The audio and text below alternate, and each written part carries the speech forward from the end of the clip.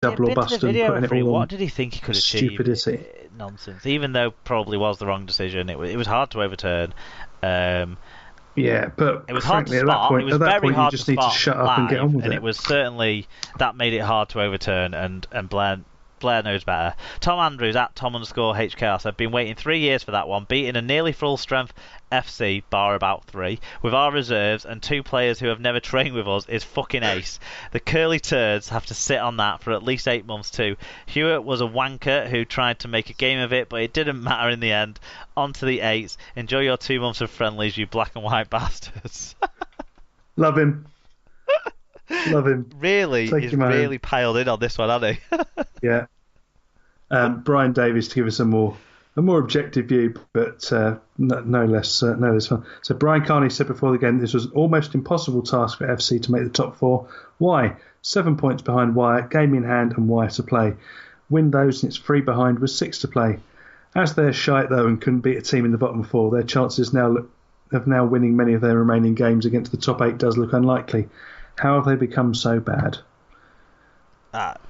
Interesting question. I think Hull FC fans will be asking themselves that one. Joshua's granddad said, a Nightmare Rovers forced to live off scraps and easily 16 up at half time. We never looked like trouble in the scoreboard, eliminating some of the silly plays, and it's 16 all. Memories of 20-0 and they fucked it up. Then Harris balls up the kickoff return, gives position for a penalty. Question marks over how Scruton and Mulhern stayed on. Blair spoiled a good performance with his dickhead actions on the sin bin. Yeah, I think John, who he's a very passionate Hull FC fan, but also a great rugby league fan. His question marks over Scruton and Mulhern have kind of rolled over into today with no charges handed out to those 2 players. What did you have to take on the incidents with Scruton and Mulhern? I'm gonna level with you. I didn't see. I saw this game. It was on the television in my house when I was in the house, but for some reason I couldn't quite focus on the whole game, so I only picked up pieces of it. And was it because it was clashing with Love Island? Were you trying to watch Love Island? No, on the I was trying to put together all the fucking transfer stories for the SLP short that I did. What were the Scruton and Mulhern incidents, and what was your take on them? Were the players lucky to avoid further punishment? I think they were. I think, to be honest, the incident that actually grabbed me as the one who was really lucky to stay on the field was Lee Jewett. I thought he was the one of all of them that really should have had some further. It was him when it was getting involved. Was Lee Jewett the shoulder charge? I'm struggling to. I've got it in my notes, but I can't remember exactly which one was which now. Fair enough. Yeah, no, I can't. I just put the Jewett was. But I remember at the time. I think I said at the time when I was messaging someone that I thought Jewett was lucky because there was a lot of that sort of play going on, and I don't really like to. I mean, yeah, it's a derby. It's always going to get fired up, and Mulhern was doing. He did very well to get really into it and get stuck in. But I think I remember the Mulhern incident. I don't think that was that the potential crusher tackle, and then he was like, the guy got up and he was kind of like, "Look, it's fine. What's the problem?" Yeah. That one seemed. That one was one of these incidents where I kind of think they were already playing to the new protocols. It wasn't a clear foul play. There was not a yellow card question that had to come out of it because of it being so unclear. So yeah. Okay, who was next? Sorry. Rich Langley said 40 minutes of Hull forgetting how to play and KR taking their chances, followed by 40 minutes of Hull beginning to look like they remembered how to play while still giving KR enough leeway to win the game. Trying to take positives, but there aren't really any to spin. Just hope this isn't a prequel to any Super 8's campaign of frustrating mediocrity. Paul Chamberlain said, great win by the Roberts against the 14-man Hull. Wow. So he agrees that the referees were one-sided, the officiating. Yeah. I don't... Actually, see, I thought Gareth Hewell was given... He was given equally. There were things he was limited on, but he was limited equally way either side. So I don't... I mean, obviously I'm always going to say this is the winning fan, but I didn't have a massive issue with it. I don't think he had. I don't think I've seen him have a good game recently. I don't know if he was the right man for the derby. I did. Yeah, that's when I saw the appointments. I thought, is he necessarily someone you want to be? When Ben Thaler was doing a championship game. Yeah, he's possibly not who you want, but fair enough. You get who they decide to, and then I don't think he was decisive on the outcome of the game. I think Hull's own misgivings were more decisive on the outcome of the game. Yeah. And finally, on the feedback, Sarah said a marginal improvement on last week, but a total lack of ideas going forward. We make no yardage at all. Our forwards have no interest in carrying the ball up and hitting the line at speed and making any impact. Sneed still unfit, as are half the team. It's going to be a long, mediocre eights for us unless things change drastically.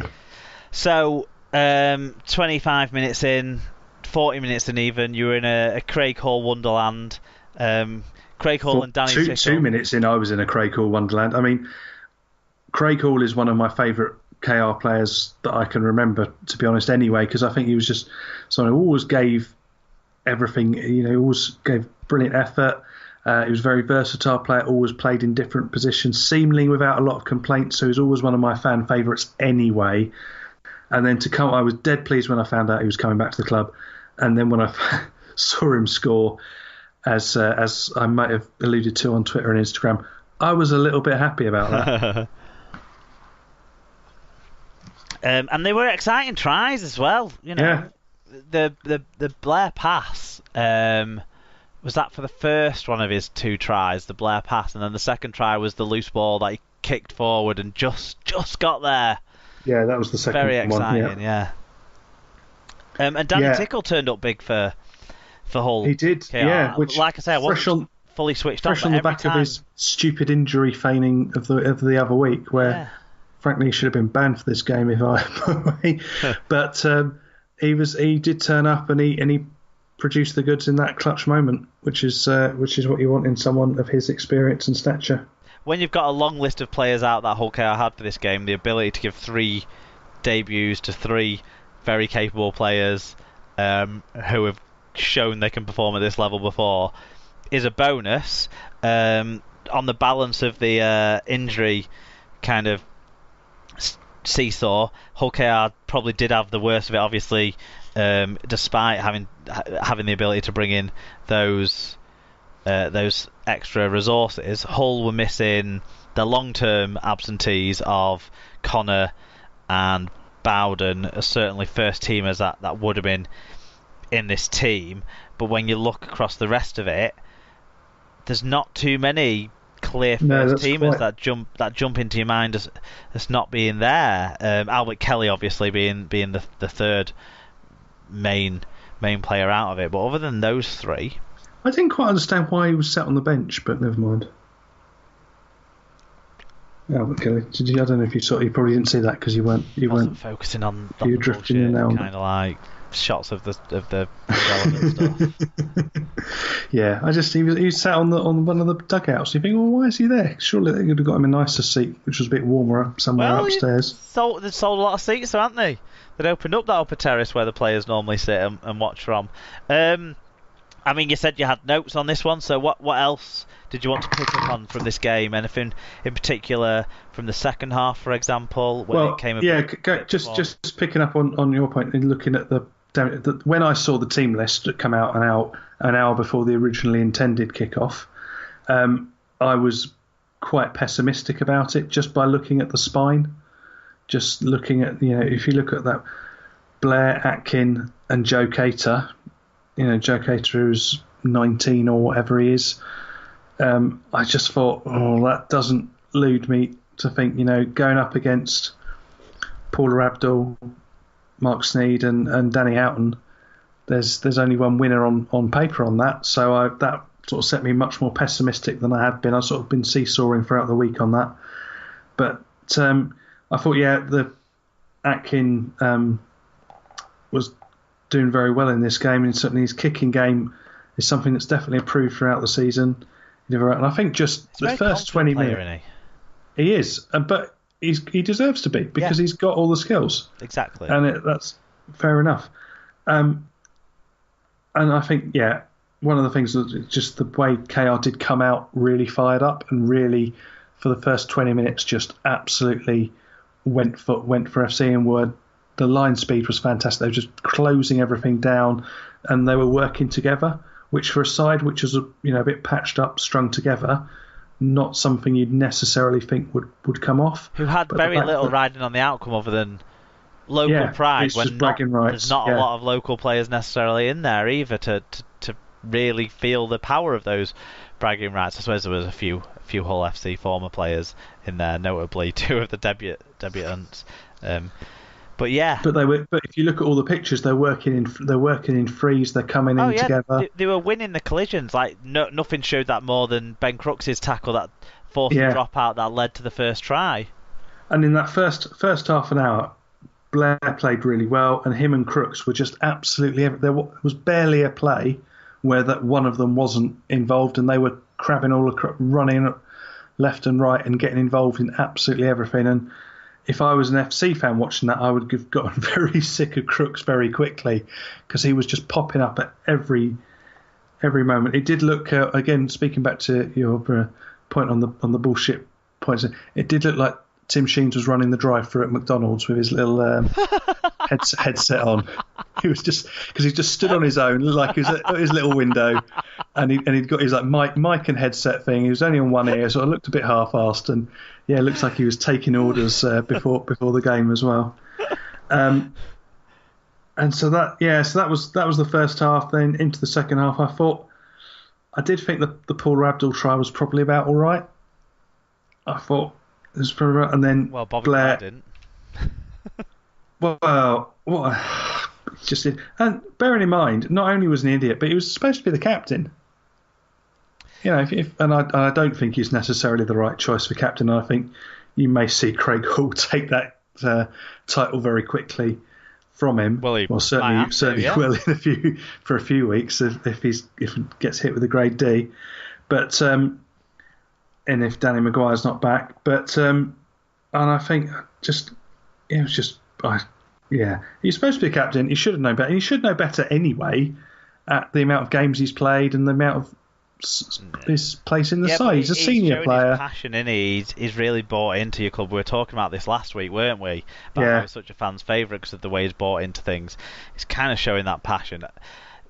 All the fans that were there will have loved him for it and thought he was completely justified in the way he behaved and what he did. I think after, and some of them may still feel that way as well because the fucking coach tried to make out he was justified in what he did, which is not appropriate at all. And Sheens, for whatever good stuff he does, deserves criticism for that, in my opinion. But I agree with what you're saying on Blair. We've kind of covered the flashpoints that you sort of think maybe there's a couple of instances where Hull KR were a little bit lucky to have kept 13 on the field more. As much as they did. And I think the Minicello try... the last 15 minutes? Because it got back to fully. 16 all, didn't it? It felt like... that Minicello try... goal kicking wasn't what you'd expect from him. But, that hindered them. But with 20 minutes to go... It was... I don't think I've been that nervous in a derby for quite a while. I was really feeling that one. The Minicello tried that it was crap defence, but it was coming from the momentum. And fair credit to FC, you saw like Massi Matongo was running around trying to get involved and trying to get into everything and trying to spark something out of nowhere. Fair play to them. They really did push in that last sort of 15 minutes, and it was getting very, very, very nervy and very horrible to watch because you were just sat almost behind the sofa, and I thought, surely we can't give this up again.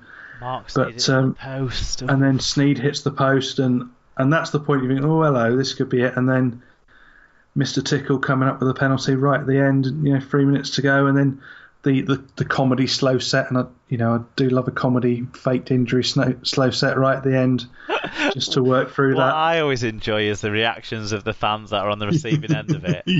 When we've all seen every single team. There is not a professional rugby league team, possibly with the exception of West Wales Raiders, who have not done one of those sets. every team up and down the country in the history of ever. You watch the 1985 Cup final, and you see some absolutely hilarious